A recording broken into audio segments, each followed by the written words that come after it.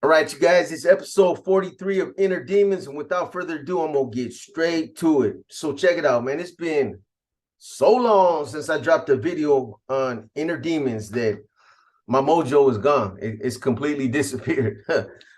Seriously, that's the problem with when you're running a series progression and you stop and too much time elapses, you end up losing focus of where you were at, what was going on. That's kind of like where I'm at right now, but we're going to get through it.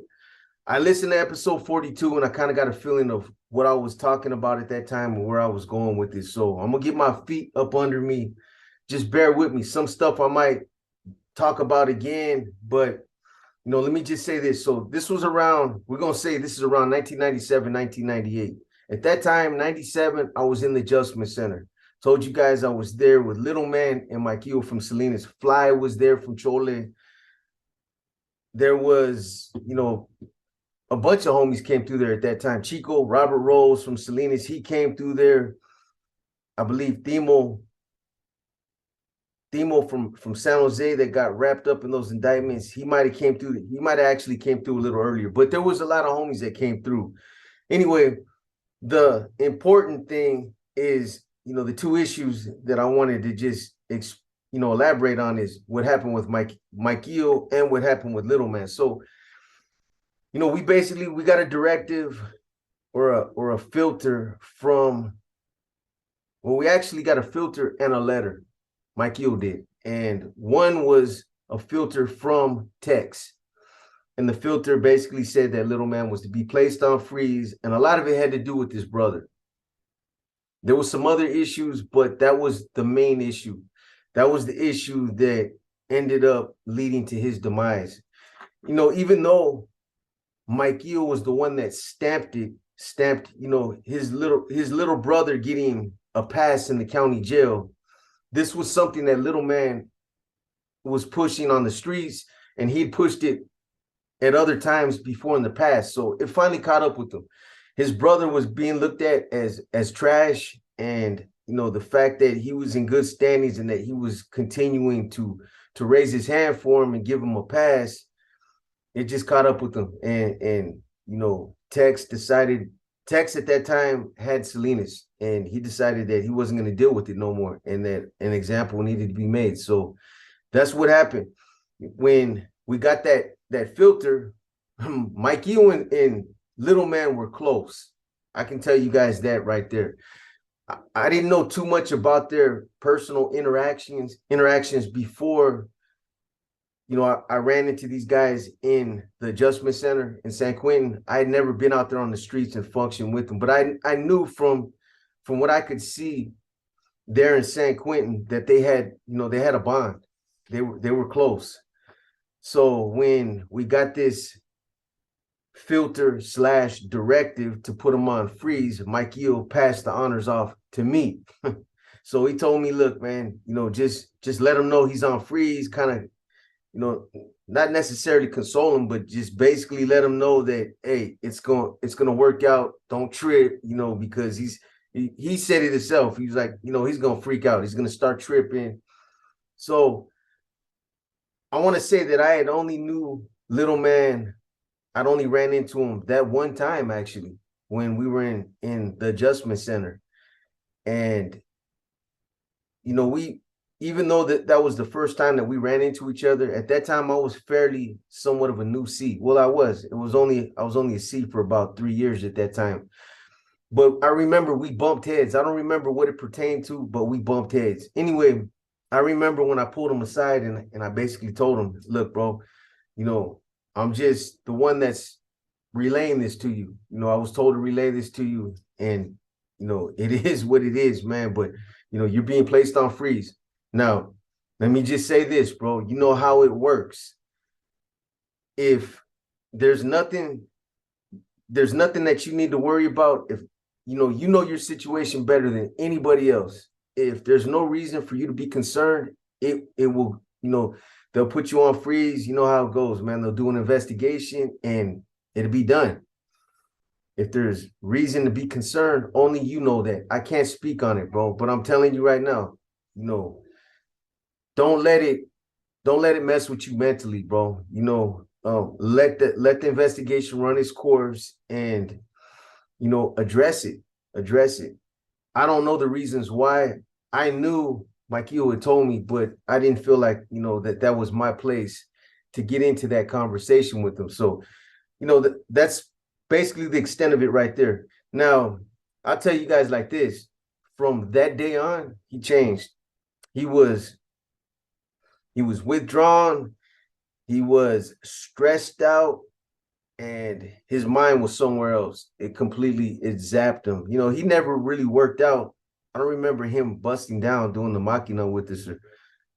He used to just kick back, but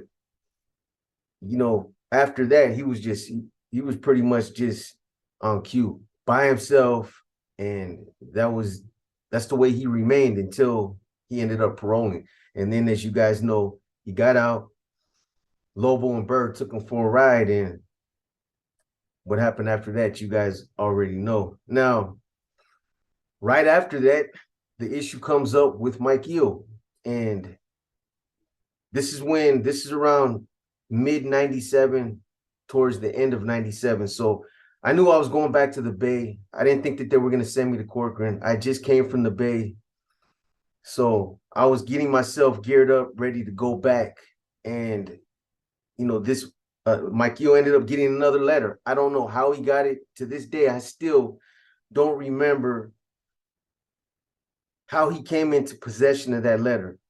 I don't even remember if he told me at that time, but the letter supposedly came from Tex, and it don't make sense, but it was a letter that was written by Rico to Tex, and it was about Mike Eel. And basically the letter was saying that, he was no longer working for the best interest of the organization, that he was stealing money, and that basically out with the old, in with the new. Those words right there stuck with me. I always remember those words because that right there spoke volumes about what Rico's agenda was. And, they were basically trying to dethrone Mike Eel. Rico and Lobo got a taste of what it felt like to run Salinas, how much money there was to be made out there, the financial gains. They got a taste of it. Every time Mike Eel would go back on a violation, one of them would be designated as the RC, or they would do it in tandem. Both of them would run it together. But they got the taste of it, and they didn't want to give it up. When Mike Eel would come home, it'd almost be like tug of war trying to take his position back. So these individuals, they were his proteges. They were there in Quentin when I got pulled. It was me, Rico, Lobo, Chente, and I believe Gerald Winston was part of that recruitment. There was like 5 of us that all got recruited right there.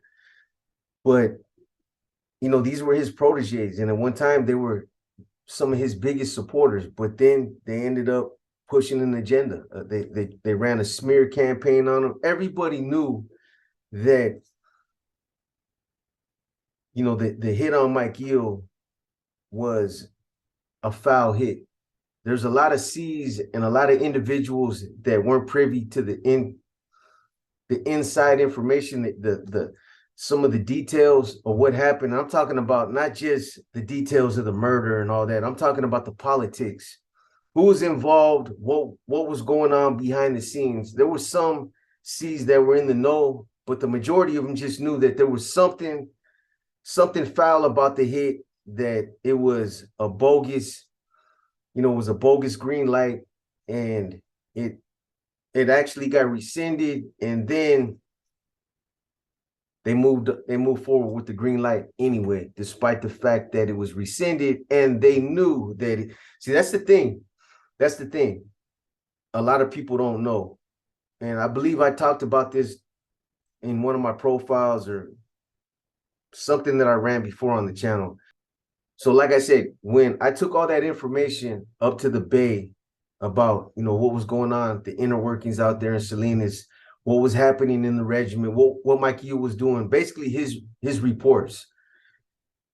When I took it up there in 98, I was probably writing for like 2 weeks back and forth. I was dialoguing with Corny, and I believe at that time he might have been sealed up with Tex.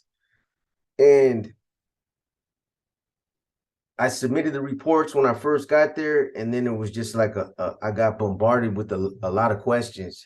And the only reason why I knew the inside details is because when I was there with Mike Eel in the adjustment center, he kept feeding me this information because he knew I was going to get up there. And he was like, look, when you get up there, bro, don't just submit these kites to just anybody. You got to make sure that they get into the hands of the right people. Make sure that Corny touches these kites right here. Make sure they get in his hands.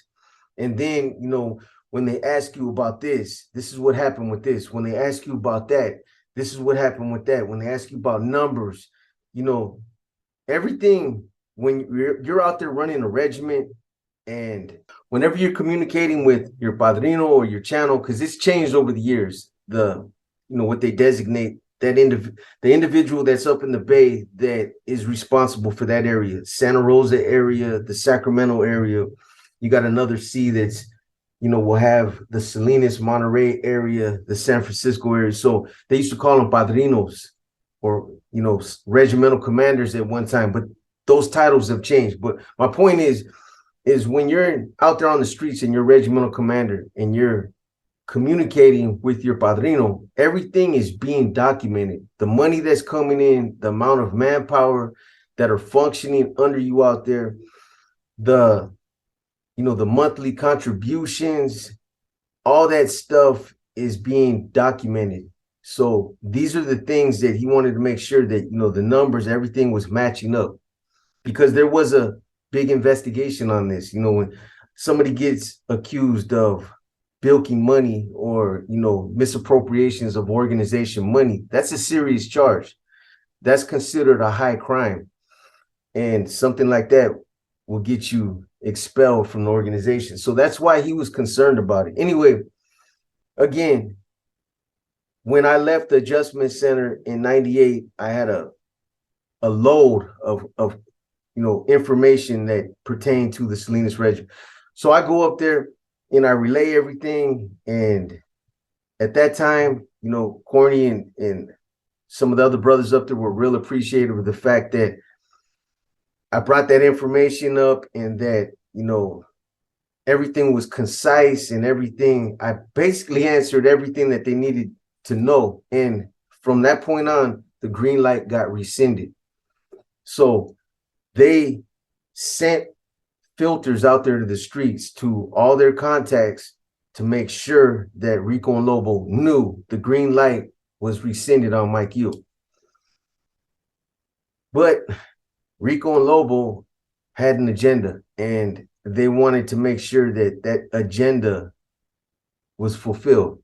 So there was proof, and I know that there was proof. There was proof from somebody out there at that time that is no longer a part of the organization that those filters touched Rico and Lobo's hands, that they got those filters and that they were aware of them, why Mike Eel was still breathing. So they got him. But what they did is they acted like they never received them, that nobody ever gave them a heads up, that those filters never touched down, and they moved forward with the green light. They knew that, that the green light was being pulled back. So they at that point, that's when they whacked them. Anyway, so this is 97, 98. So later on, I would end up finding out that Mike Eel got whacked. And at first I was highly upset. This is when, by this time, I was already sealed up with Big Rock. Big Rock from Salinas, and he felt the same way. And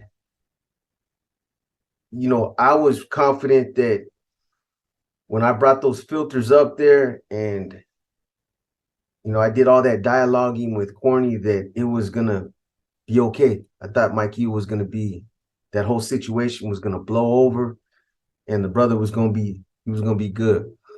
Then I ended up hearing about that, and I was pissed, man. Big Rock was, he felt the same way, and even though we got a directive that was, it was basically a directive that went around to the entire organization that said Mike Eel was killed by the hands of the NF, our hands. However, that's all that needs to be said. Nobody's to talk about it. Nobody's to discuss it. Nobody's to render an opinion on it. To do so will result in serious repercussions. So you think that really stopped some of the carnales up there from talking about it? I'm sure everybody talked about it that had a celly, that especially carnales that were celled up together, that had known Mike Eel and that knew a lot of the details. We were all pissed, but what can you really do about it? What was done was done. There was nothing that could be done. I mean, in the big scheme of things, all we could really do is feel the type of way that we felt about it, and keep it pushing. And that's what happened. So the other thing that happened when I first got up there to Pelican Bay is the situation with Bandit, Rick Martinez. And I know I mentioned it in episode 42, but I'm just going to go over this again because it's crazy. This happens a lot up there where homeboys end up, they clock out, man. It's a sneaky way to do it, but when homeboys would get tired up there, and this is not just Northerners, Sureños do it, Africanos do it, I've seen the Woods do it. What they'll do is they'll put in a doctor slip to go see medical. And, it's like, this is all premeditated. You got to put in a medical slip, and then you don't go until like a couple weeks. So, somebody that's puts a medical slip in and that ends up following through with it, this is somebody that's obviously been thinking about this for a while. So that's what Rick Martinez did. When I got there in 97, I ended up getting into that pod, coming into that pod. Rock was there.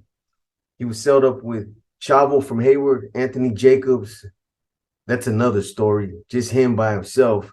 Then you had Spider from Lodi. He was set up with Gato from Salinas. And then you had Lucho from Hayward, and he was set up with Payaso from Redwood City. Now, and the other two were Rick Martinez and Baby Joker from, he said he was from Salinas, or he said he was from Turlock, but he was really from Salinas, Anthony Solis. Anyway, when I came into the pod and I seen Bandit, I honestly was kind of happy to see the fat little fella, because I cleared him. I told you guys he ended up getting hit out in the reception center when I was in Quentin, and some of the homies spoke up on his behalf, and they were like, B, can you look into it, because it was bullshit. It should have never happened. Might even, I don't remember the facts, but it might have been like a mistaken identity, or somebody messed up and got him crossed up with somebody else. It was something like that. But I know that whatever he was being accused of, it was all bogus. Anyway, so he got whacked, and I basically had to coax him out to the yard. I got at him after he'd already got hit. He was on the tier. He didn't go down to the bottom tier where all the other PCs were. He just was on cue. Nobody was talking to him. He was shut down. So when I did the investigation on him, I looked into it, and then I reached out to him. Hey, bro, I'm sure you know who I am, just from, being on the tier, and let the fellas got at me about your situation, and I looked into it, and boom, I told him, look, man, if there's something I can do to help you, I'm going to help you. If I come across something that I feel is above my head, I'm going to be honest with you, bro. But I'm not gonna play you out of pocket. There's I just have no purpose to do that. There's nothing for me to gain to waste time to try to play you out to the yard so we can hit you, bro. And I'm just being straight up with you. So, he was appreciative of that. And when I looked into it, I found out that, it was legit, that he should have never got hit. So I cleared him. But, when somebody gets hit, somebody gets sliced up with the razor and they get victimized like that, it's not like, I'm sure, when their heart's still in it, they're going to want to come back out and they want to still be around the homies, because that's something that's ingrained within them, especially if it's real. But it's not like they're just going to be gung-ho and revving to come back out, because there's always going to be that doubt. It's hard, to trust your brothers once they've spilled your blood. So I knew it was a sensitive situation. After I got at him, look, bro, I'm clearing you. I'm stamping this with my name on it.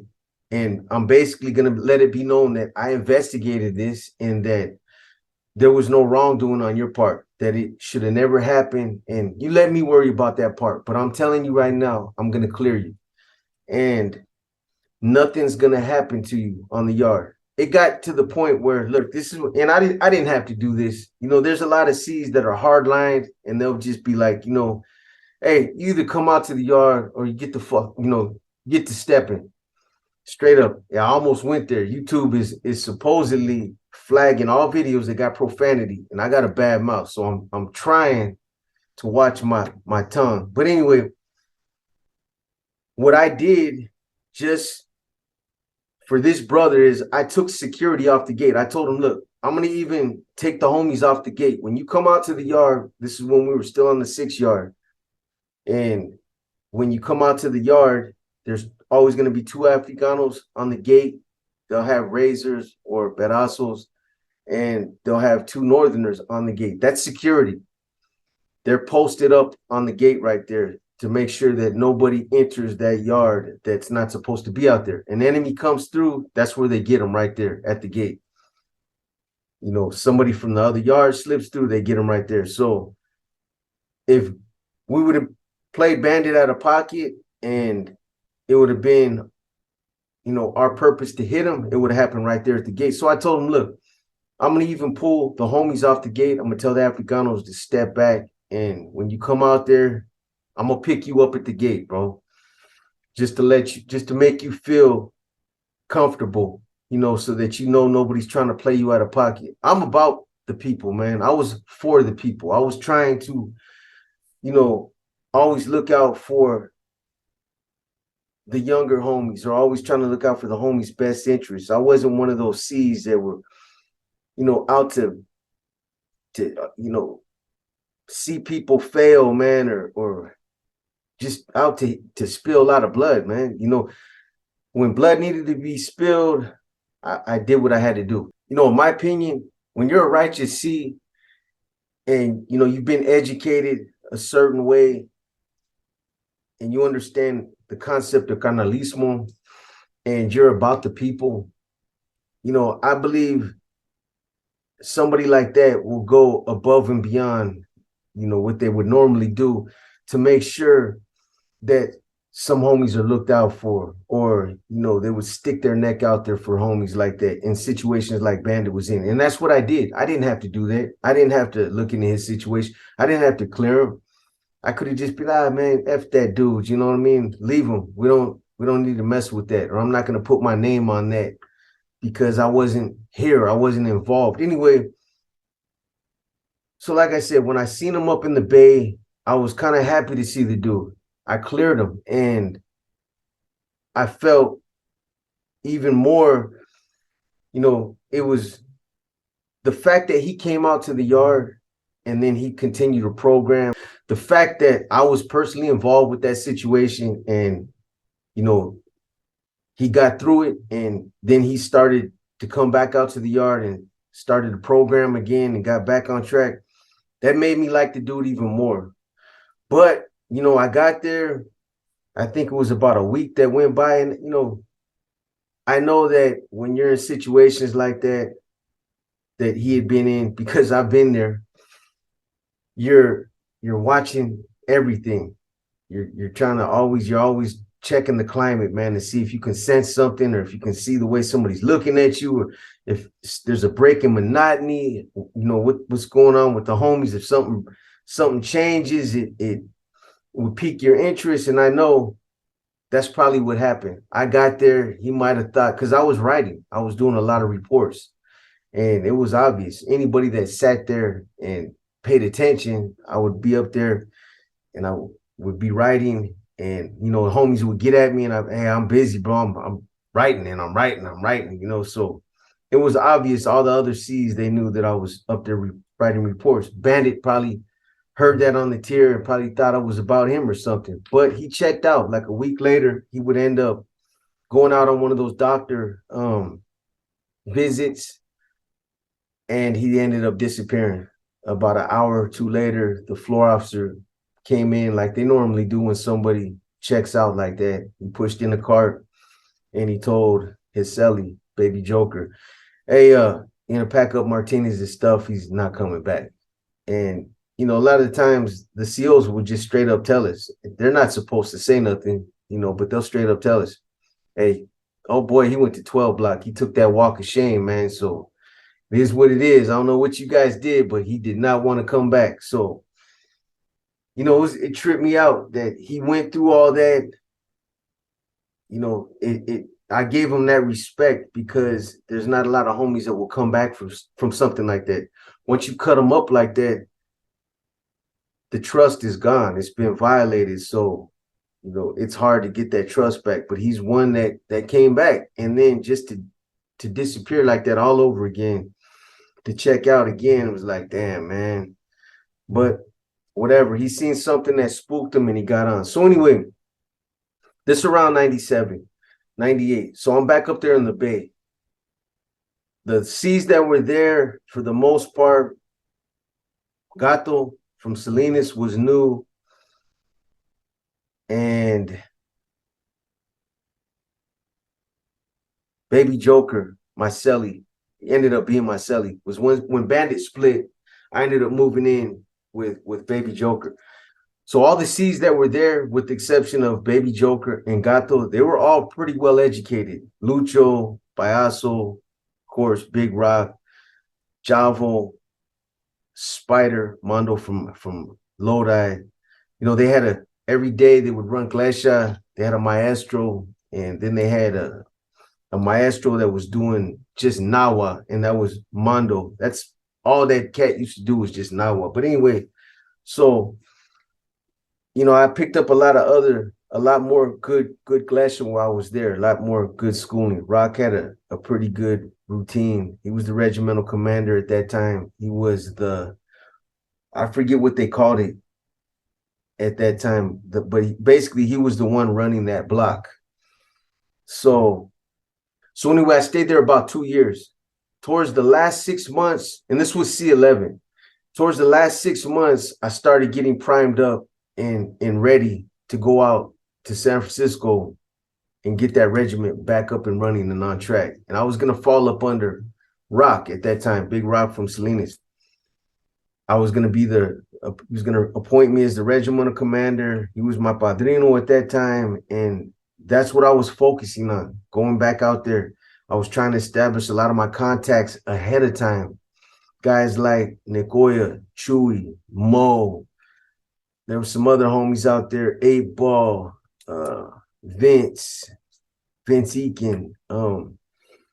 There was a few homies out there that I was trying to get on the team and have everything situated so that when I got out, I could just fall right into place and already have a crew set out there. Anyway, all that got flipped on me. I told you guys that when I would end up getting ready to parole, they told me that I wasn't going to San Francisco, that they were going to shoot me out to Ukiah, Mendocino County. And I'm not going to, you guys got to understand something. So I've talked about a lot of this already, so I'm not going to repeat it. But, just for the sake of this series right here, Inner Demons, I'm just going to kind of blow over it and go give you guys the short version when I get up to that point. Like when I go out to Ukiah and I finally get out there and I start getting involved in some of the activities that happened out there. I've already talked about it, whether it's been in war stories, whether it's been in profiles. So I'm just gonna breeze over it and get up to the later things that happened towards, when I was out there in San Jose. Anyway, so I want to say it was around late 98, late 98, that for whatever reason, they rolled all the NF members that were housed in C11 up. They rolled us all up and took us all to C2. They moved us all to C2. I don't know why they did it. There was a lot of homies that ended up dropping out over there. I remember there was a homie named Puppet that dropped out from San Jose. You had Spider from Stockton, Richard Goldie. He ended up locking it up. That was a big one because Spider was like Little Caesar from, I think Little Caesar was from Lodi too, but these were some NR members that had status, that had been around. They were, RAs and NAs back in those days when they were up under that leadership structure. So when Spider locked it up, Richard Goldie, I tripped out. And this was another situation or another way that I seen somebody drop out up there. It was a trip. So Spider was in our section. He ended up selling up with Spider from Lodi. I always get those two mixed up, man. So they're sold up and they had been boys for years. They're from the same area, Lodi and Stockton. They knew each other prior to coming to prison. They were both lifers. And before they sold up, they were looking forward to getting sold up together. And then when it actually happened, for whatever reason, they ended up bumping heads. I remember hearing about it, just from being in the same pod that, they were kind of going at it and they weren't talking and all that funny shit started happening between them. So there was some tension between them, but I thought they were going to work it out. They're homies, they're from the same area. A couple days go by and I remember they let them out for shower. So one of them pops in the lower shower, one of them goes upstairs. I want to say Spider from Stockton went in the shower upstairs. I'm almost positive he did. So they get in the showers, they lock the doors. 5 minutes later, the front grill gate opens up, the main door in the front of the pod, and two COs come walking in. They did a beeline straight upstairs to the shower where Spider was at. So that told me after, when I thought about it afterwards, that just told me that this was planned. He dropped a kite somewhere. Somehow he communicated to them that he was ready to lay it down. So they go upstairs. I hear him messing with the tray slot and I hear him cuffing him up. So then they tell control, hey, pop the shower. They let him out. He walks by, walks down the stairs, and he's looking straight forward. He don't look at none of us in the cells. We're all on our gate. All of us are on our gates looking to see like what's up. Are they shaking him down? What's going on? And when he was walking by, I was like, hey, Spider, where you going, homie? And he didn't even respond. He didn't say nothing. So soon as and I'm gonna tell you guys this, I'll never forget this. I seen it with my own eyes, but I remember when he walked down the stairs and walked across the pod. I watched him walk all the way to the gate, and when he got to the gate, it looked like his shoulders just sunk, like a weight was off him. Like I finally did it. You know what I mean? Like I'm serious. I seen him like his body just sunk, like it's over. So when they take him out, they close the gate, and then I heard him open up. There's like a small holding cage out front that they use that holding cage like when you go to ICC, they'll put you in there but you can hear it. So it's that old squeaky lock on it. I heard him open it up.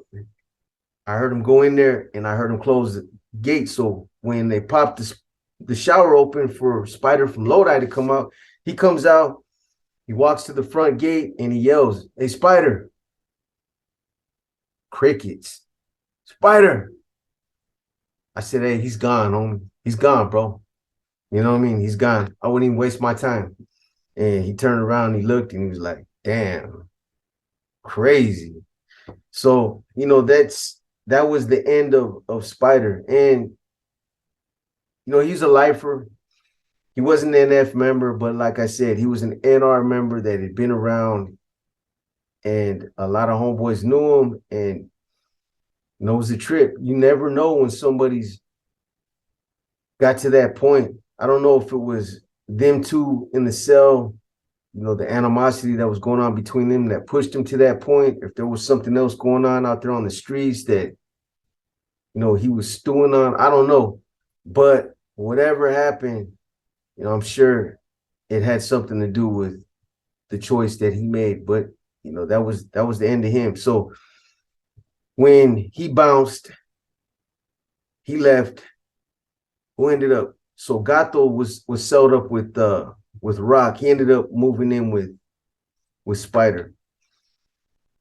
And then they moved us all to C2. So we all get over there to C2.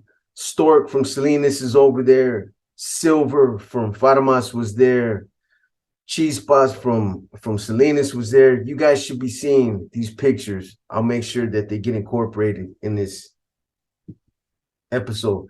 So, it was a trip to get over there and see Big Rock, somebody that had been accustomed to being in a leadership position, now having to fall up under Stork. It was comical, man, because Rock was he was also just a stubborn old dude, that couldn't stand having to take directives or be up under somebody else. So when we got over there to C2, him and Stork started bumping heads.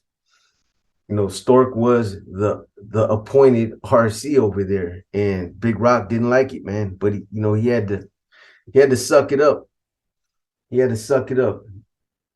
That was a little lightweight quandary that he went through over there. Anyway, so I want to say when we got there in '98, I want to say Stork was sold up with Silver, and then Silver ended up paroling, and then Cheese Spots from Salinas moved in with Stork. At that time, Rock was by himself, and I was by myself. My cellie, I want to say that at that time, my cellie was also from Modesto. He had just paroled, so I didn't have a cellie at that time. Rock's cellie had just paroled as well, Gato from Salinas. So we ended up selling up, me and Rock, at that time. Who was over there? So you had Smiley from Oakland was over there. He was another NF member that I was sold up with in C11 before. This was not too long after Baby Joker left. When I first got there, I ended up selling up with Eugene Curley, Smiley from Oakland. So he was there, and then you had Bad Boy from Corcoran was over there. There was another situation. I might as well just get into it, tell you guys about it. It's something that happened. So that picture that I always show you guys, there's a group picture that we took in 96 in San Quentin. I'll make sure that it gets posted right here. But there's an individual in there named Casper Fredrickson that was with me again, it was around 97 in the Adjustment Center in San Quentin. And at that time, he was under investigation for what I heard and what I remember was taking advantage of a young Northerner. And I'm talking about, he wasn't taking his honey buns and his stealing his stamps and taking advantage of them like that. He was taking his cheeks. He actually was in the cell with this youngster, and supposedly, allegedly, he took advantage of him sexually. Crazy. Anyway, we were running an investigation on him at that time, and there's no excuse for something like that. That's that kind of trash. Somebody that takes advantage of a youngster, let alone just that whole get down. We were waiting to see what was going to come back on it, but he ended up catching a bus and going to the Bay. So when we got to C2, Casper was over there. Now, when I hit C2, I shot a Stork a report and I said, look, brother, this is what was going on in San Quentin when I was there. This investigation had already, we started this investigation. However, nothing came back. He ended up catching a bus. So I don't know where it went. I don't know what happened after I left, but that was something that was being looked into. So they started looking into it. So this is kind of funny. This is what ended up happening. So things were looking bad for Casper. And, it already got to the point where we were making a pedazo, and it started to look like he was going to end up getting hit. Now, Diablo from Tracy was also there. He was celled up with another homeboy from Tulare County. I can't remember. His name was Rudy. As a matter of fact, he's got a son, and I think they're both lifers, the father and the son. So the father was there with us, and he was celled up with Diablo. He was in the same pod with me and Rock. Now, Smiley, my old celly from Oakland, sharp dude. He was a good dude. However, he ended up making some mistakes in the past when it came to like just jumping the gun and getting communications mixed up. So basically, this is what ended up happening, just to simplify this. So Stork had communicated to Smiley, look, we're looking into this situation with Casper. When the investigation concludes, if it's all bad for him, I'm going to yell something to you that's basically going to give you a heads up to go ahead and move forward with hitting him. If you don't ever get that heads up, then obviously it means he's cleared and nothing came of it. So I don't remember what was said or what ended up happening that made Smiley believe that he got that heads up, but Stork said something to him, and Smiley took that as the green light was on. Smiley communicated that to Rudy, who we had sent up in that pod to move in with Casper so that he could hit him if that's what needed to be done. Now, we had Diablo cut out a piece of the wall, a piece of steel out of the wall. The piece was nasty. You look at that piece and you be like, man, this right here, this would kill somebody. And you won't have to hit him a bunch of times. It was one of those type of pieces. I seen the wall he cut it out of. He was working on it forever, but he finally got it out. He cut it out, and then he sent Rudy over with it. So next thing you know, he's in there killing Casper. I mean, he almost killed him. He's in there stabbing the shit out of him. He played him out of pocket. He had him sit on the ground like he's teaching him. If they were doing schooling or something, he's holding Glesha with him. He's got him sitting down Indian style on the ground like a big dum-dum. And Casper's a big dude. And he crept up, got up, to act like he was going to do something, got behind him, and just started wailing on him with the pedazo. I wasn't in the pod, obviously, so I didn't see it, but I heard from other homies, they're like, homeboy was leaking like a pig. There was blood everywhere. He almost killed him. Stuck him pretty good. So that was the end of Smiley's career. That was like the third time that he had miscommunicated something like that. And that's not something that you can that's pretty serious when, you end up spilling somebody's blood and it's because you made a mistake. 9 times out of 10, Casper was still going to get hit. I'm not sure about how that investigation ended up turning out, but it looked like it was going in that direction anyway. But I don't know if it was Corny that made that call, but Rocket knew that Smiley had a history of making those kind of bad calls, and that pretty much sabotaged him right there. So when I left in 98, Smiley was no longer in good standings. I heard he passed away. I'm not sure, but he was a good dude. Anyway, that's pretty much what I remember happening that was worth talking about. I remember Coyote from Corcoran was there. Lil Man from San Jose was also there. Chiquito from San Jose. I want to say he was settled with Coyote. And episode 44, I'm going to close it right here, but episode 44 is basically going to be when I paroled. When I paroled, I would end up paroling to Ukiah. I'll go over again, the whole, how everything happened, how, they ended up telling me that I was going to get shipped out there, and then just kind of how everything happened. Brown Bob would end up getting, he'd end up getting hit, and